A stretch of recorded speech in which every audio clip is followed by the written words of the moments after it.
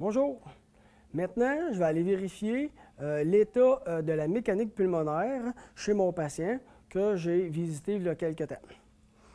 Donc, rapidement, je suis déjà capable d'observer qu'il y a eu une modification de la mécanique respiratoire. Je suis en volume contrôlé, donc en générateur de débit constant. Donc, le débit est toujours le même et le volume délivré est toujours le même. Ce que j'observe, c'est que ma pression de crête est quand même plus élevée que tantôt. Lorsque j'observe ma boucle pression-volume, je vois que pour administrer le même volume, ça me prend une pression plus grande. Donc, ça, c'est une augmentation de pression qui est quand même notable.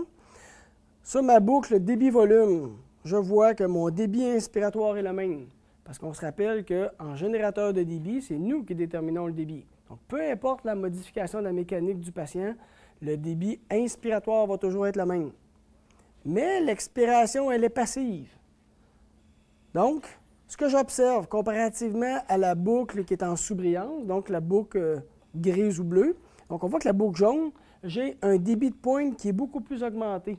Donc, un débit de pointe expiratoire qui est augmenté et une pression de crête qui est plus haute lorsque je suis en générateur de débit constant. C'est un des signes d'une diminution de la compliance du patient. Donc, afin de donner le même volume, j'ai besoin d'une pression un peu plus grande. Et lorsque j'observe ma boucle débit-volume, je vois que j'ai un débit de pointe qui est plus grand que lors de ma dernière visite. Donc, c'est un signe d'augmentation, de diminution de ma compliance. Augmentation de pression de crête, augmentation de mon débit de pointe expiratoire et augmentation de ma pression de crête pour le même volume en générateur de débit constant. On est en situation d'une diminution de la compliance de notre patient. Donc, à ce moment-ci, il faudrait aller vérifier auprès du patient et du personnel qu'est-ce qui s'est produit avec le patient pour expliquer cette diminution de compliance.